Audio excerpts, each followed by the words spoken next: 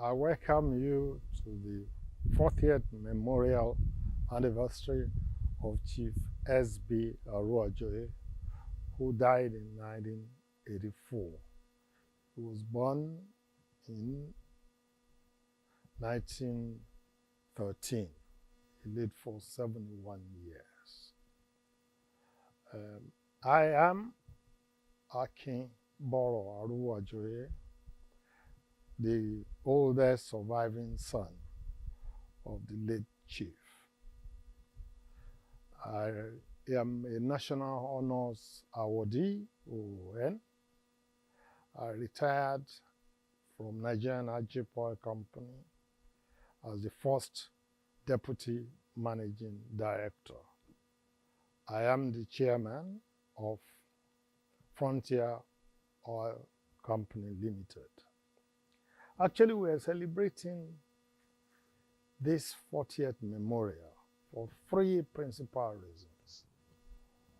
One is to express our gratitude to God and to the people surrounding us, the support of God and the support of the people who surround us, and to a little extent celebrate ourselves that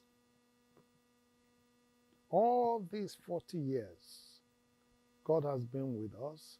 The family has remained united, intact, and friendliness and love across board in the family. Despite we're a very large family, we have managed to maintain the cohesion. I think this is worth celebrating in itself. Number two is to keep a family tradition which our father himself established. In his lifetime, annually, he will remember both his parents. It was a festival that was never missed all through his lifetime. Thirdly, and most importantly, is that for our children, our grandchildren, now we are the third generation. If my generation is the first, that is the direct children. We have grandchildren and we have great-grandchildren. Is to keep on talking about this man so that the generations following, they can learn from his virtues. They can take from his legacies and model their lives to success. His life contained most of the elements that is needed to make a successful life and successful living. Even particularly these times when there's shortage of integrity, people believe in quick cutting corners and quick fixes. People believe that they need a godfather to be able to make it in life. Our father grew up just as colonialism was being formalized or established firmly in Nigeria. Like I said, he was born in 1913. And at that time too, Owo was just an outpost of the Yoruba race. And anybody who reads the history of Yoruba will see that Owo has very little mention. So at the time of his growth, there was very little exposure to development or civilization beyond what was available in Owo.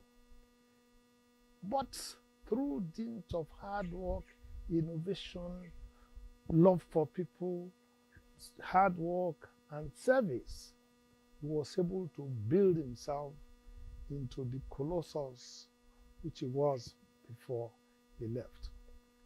I just give a little run through of his career path in life. Okay, like I said, he had just primary education. After primary school, he took a job as a court clerk. And in those days, being a court clerk was very, very important job anybody could have. But he was not contented with that. He resigned. He went to Lagos, took a job with John Holt. From John Holt's Lagos, he was posted to John Holt in Sapele. From Sapele, he was transferred to Benin. And as early as 40, he decided that he would be on his own. He resigned his job, came to Owo, and started a produce buying business. That business was thriving, it was prospering him, but he was not contented just with that. He branched into timber trading. Timber trading too was particularly good. He expanded it to sawmilling. He did not just build an ordinary run-of-the-mill sawmill. He went for the state-of-the-art sawmill of that time, not what was available in the locality, but one that was run on programmable machinery that could just programming the equipment, they could produce export-grade timber, and he did that. He built a drying kiln and a drying process to be able to export timber and parquet. From that, he developed into a sawmill. While doing all of this, he went into farming.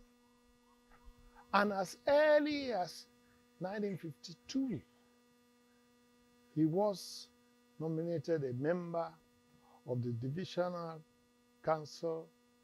He got elected as a member of the district council.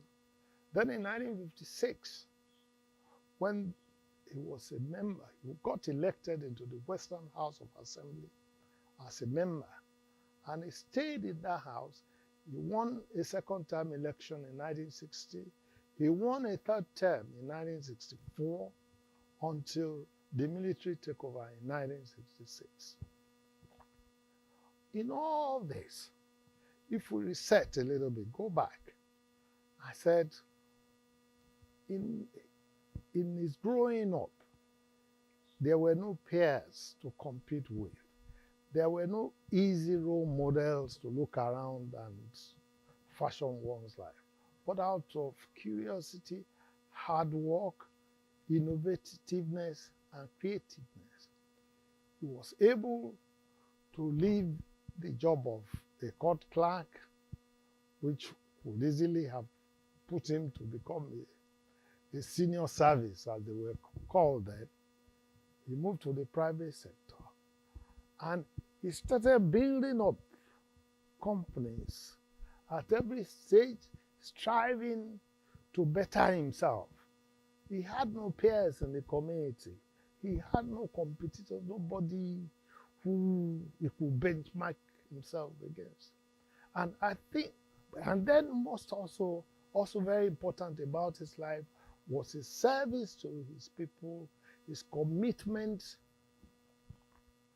to improve the quality of life generally around himself. You talk around the community, you find testimonies, everybody telling us what he did for them, either paying school fees, all the students he sponsored, or helping them to build houses, bury them, marry wives, all the gamut of things that happen in the community. He was there as somebody dependable, you could go, and providing job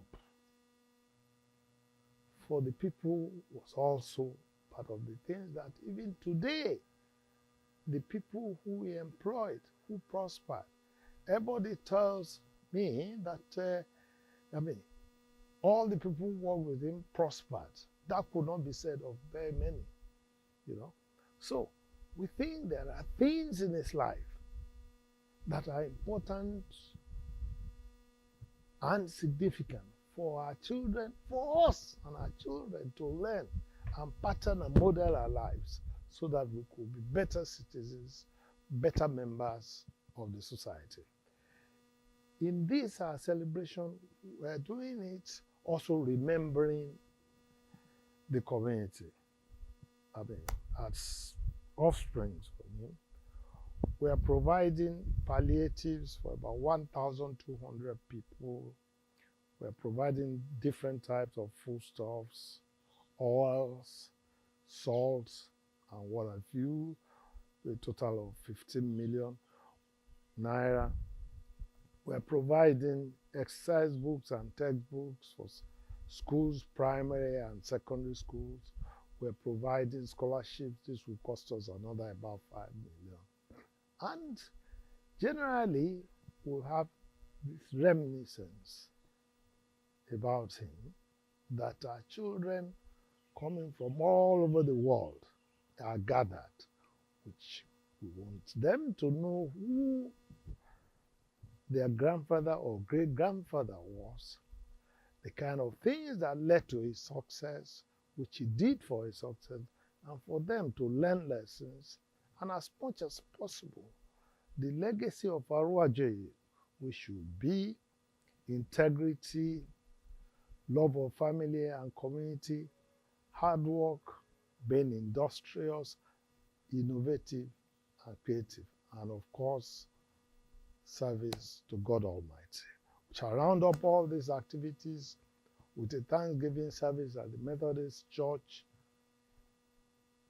Aruwajoye Memorial Methodist Church, Ajibolade quarters on Sunday will be the cap and roundup of all the events. Thank you and welcome to this memorial, to the 40th memorial of Chief S.B Aruwajoye.